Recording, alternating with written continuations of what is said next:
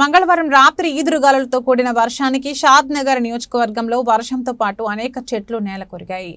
ఈ సందర్భంగా నందిగామ నుండి షాద్ నగర్ వెళ్లే పాత జాతీయ రహదారిపై అనేక చెట్లు నేలకొరిగాయి. ఈ సందర్భంగా రంగారెడ్డి జిల్లా జడ్పీ వైస్ చైర్మన్ ఈట గణేష్ తన మిత్ర బృందంతో కలిసి బుధవారం రోడ్డుపై నుండి విరిగిన చెట్లను తొలగించారు. ఈ సందర్భంగా జడ్పీ వైస్ చైర్మన్ చేసిన దాతృత్వానికి షాద్ నగర్ నియోజకవర్గం ప్రజలు హర్షం వ్యక్తం చేశారు.